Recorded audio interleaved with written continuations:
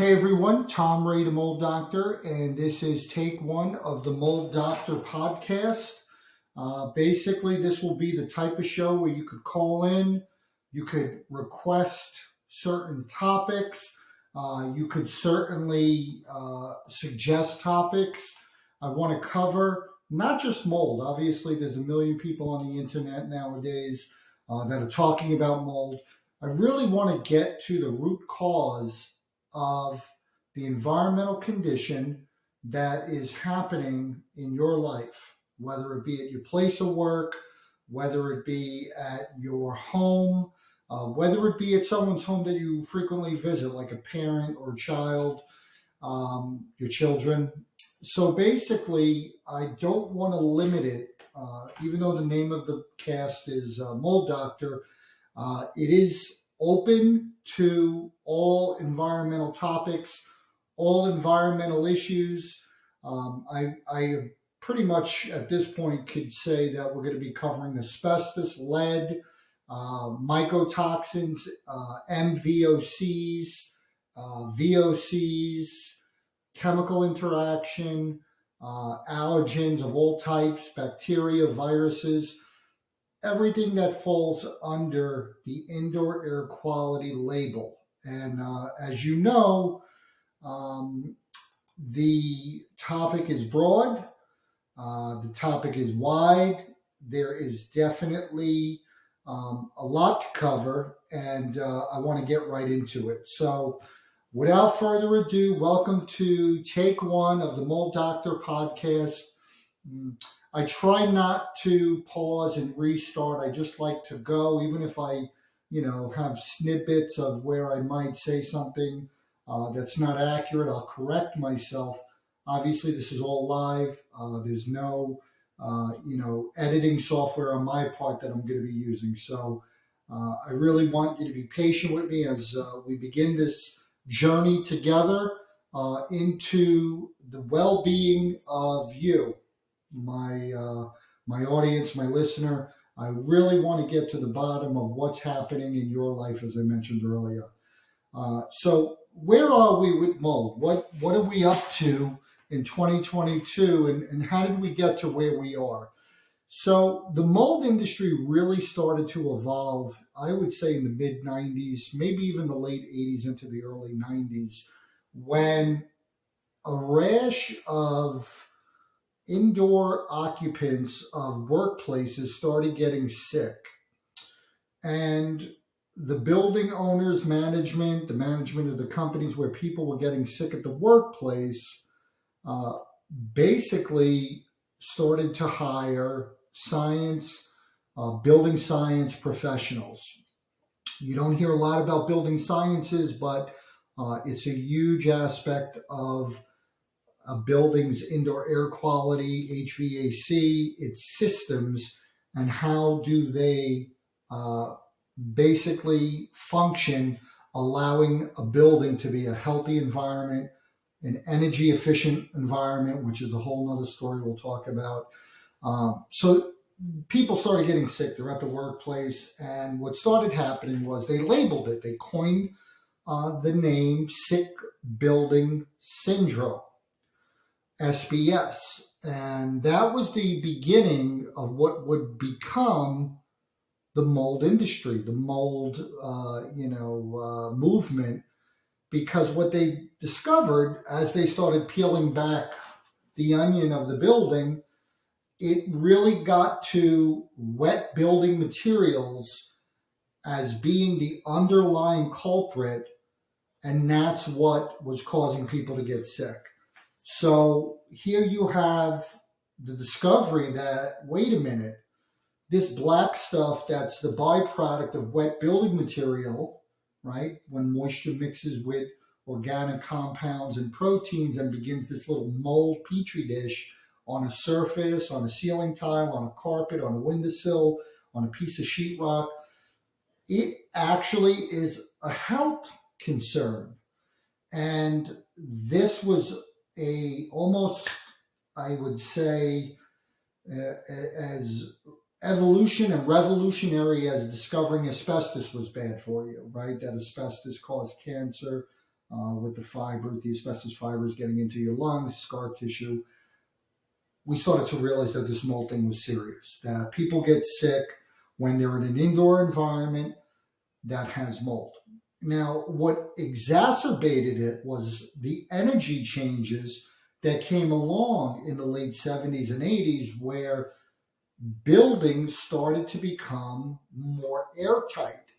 And the reason they became more airtight is obvious. They wanted to preserve energy and reduce the impact of energy costs in an indoor environment.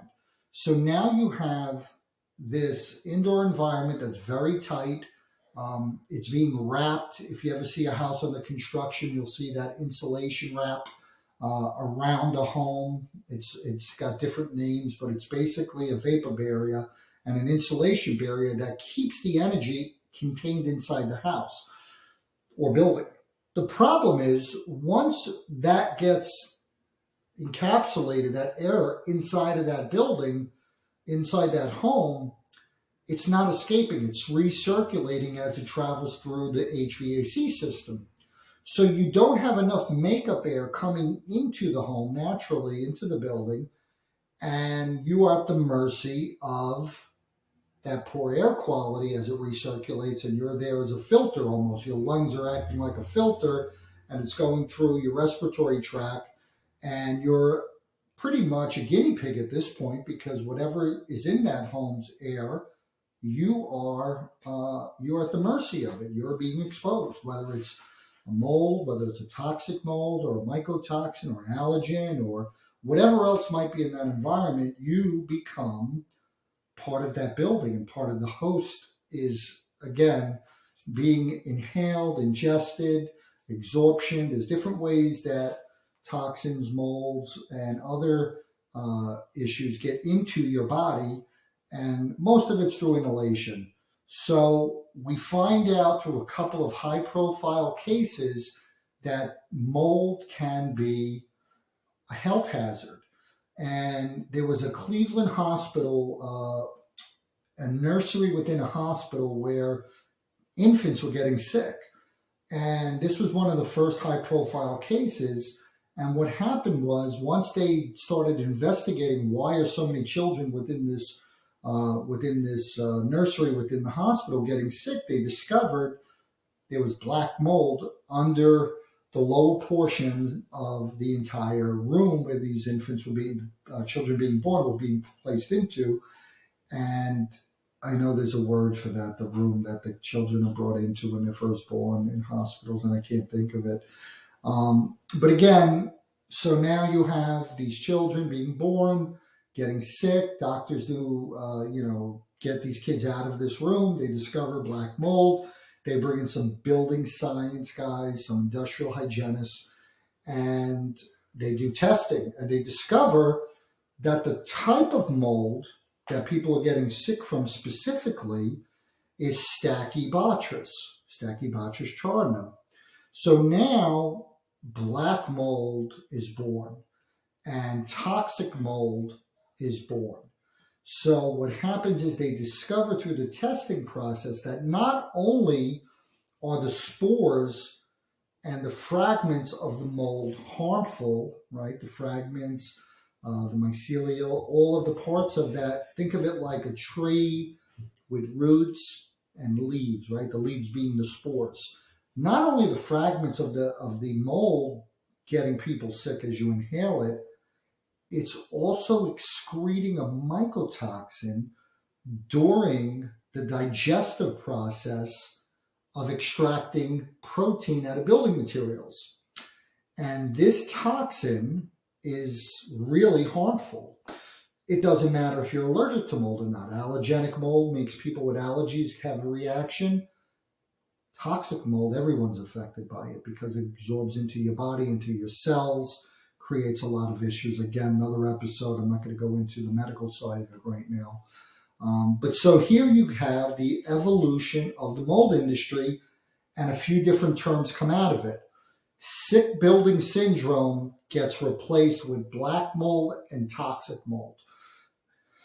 Those become the buzzwords for this industry. And with that, there was already environmental pros out there doing water damage restoration. The big franchise companies everybody knows, like it never even happened. They were already out there. But now, specifically as a result of water damage, you have this byproduct that's harmful to your health. So not only is your personal contents, building material, home being damaged, you're being damaged. So with this, the mold industry is born. And again, it really started taking flight, I would say, in the early 90s. Me personally, I got into the environmental space in the about 1992. I started working for a investment firm. It was located on Wall Street in New York.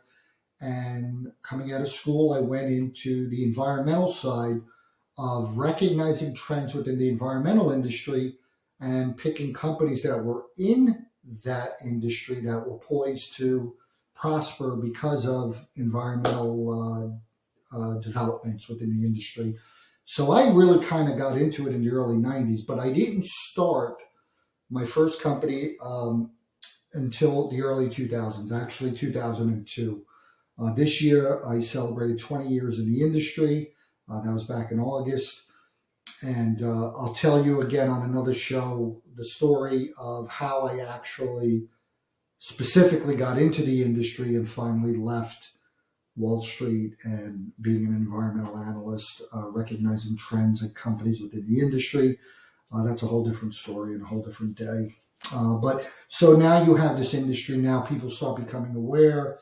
Now professionals start sprouting up. The early environmental associations start to begin to come together. A lot of them came off the inspection industry. Some of them came off of the HVAC industry. Some of them came from the insurance restoration industry. Some of them came from the building sciences side. And you have all these different areas that are coming into the mold, specifically the mold industry, which is being created.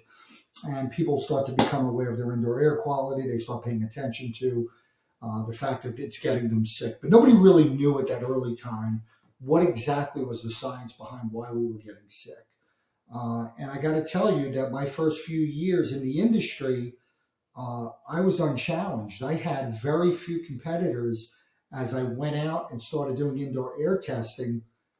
There was probably, I would say, nationally, I would say 25 companies or less.